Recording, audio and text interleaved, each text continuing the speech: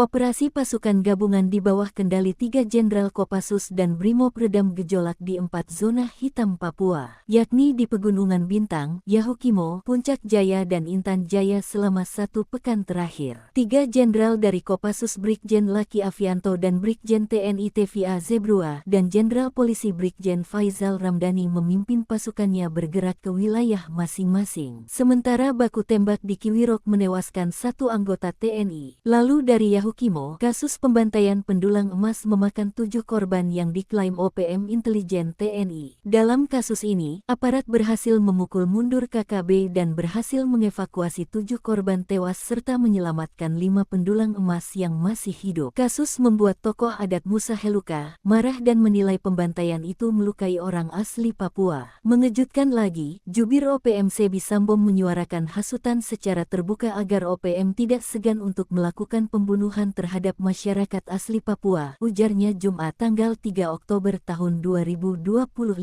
Adapun Satgas Damai Cartens sukses menutup pasokan amunisi dan logistik di OPM Puncak Jaya dan Lani Jaya serta menangkap 2 pemasok amunisi. Kepala Operasi Damai Cartens, Brigjen Pol Dr. Faizal Ramdhani mengatakan tidak memberi ruang bagi KKB OPM. Siapapun yang terlibat akan ditindak. Penegakan hukum dilakukan agar sesuai hukum. Stabilitas keamanan di Yahukimo adalah prioritas utama, ujar Brigjen Pol Faizal. Patroli terus dilakukan Kasdam Cendrawasih Brigjen TNI TVA Zebrua yang mengerahkan 3 pasukan dari Satgas Pamtas Yonif 751, Satgas Prayuda Mamta, dan Satgas Ketapang Koops Swasembada itu pengamanan rutin. Pihaknya akan bertindak tegas, melakukan patroli dan pengamanan di kawasan rawan di Pegunungan Bintang dan sekitarnya. Adapun Pangdam 24 Mandala Trikora, Maijen TNI Laki Afianto yang juga Komandan Habema akan komitmen menjaga wilayah Papua Selatan dan sekitarnya dari gangguan